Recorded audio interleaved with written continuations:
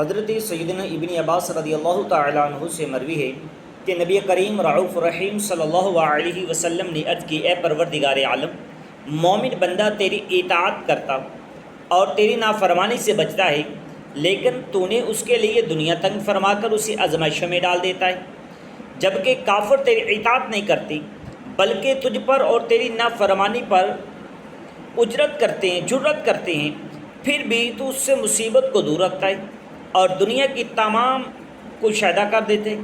اس میں کیا حکمت ہے؟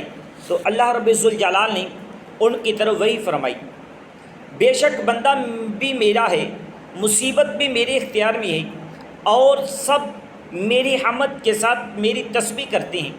مومن بندے کے کچھ گناہ ہوتے ہیں تو میں اس سے دنیا کو دور کر کے اسے مصیبتوں میں مبتلا کرتا ہوں، نتیجن وہ مصیبتیں اس کے گناہوں کا کفارہ بن جاتی۔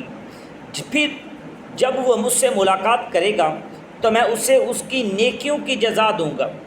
رہا کافر تو اس کے کچھ اچھے کام ہوتے ہیں، میں اسے افراد دنیا دے کر، مصیبتوں سے دور رکھ کر اسے دنیا میں ہی سب کچھ دے کر اس کا بدلہ دے دیتا ہوں۔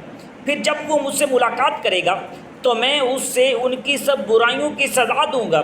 بہرحال مسلمان ہونے کی حیثیت سے ہمیں اللہ تبارک و تعالیٰ کے ہر کام کو حکمت پر مشتمل سمجھنا چاہیے اور مصیبت پہ صبر کا مظاہرہ کرتے ہوئے اجر و ثواب کو ذخیرہ کرنا چاہیے۔ دعا ہے کہ اللہ تبارک و تعالیٰ ہمیں بے صبری ناشکری کی آفت سے بچا کر صبر و شکر کی نعمت سے نوازے۔ آمین بیاہ نبی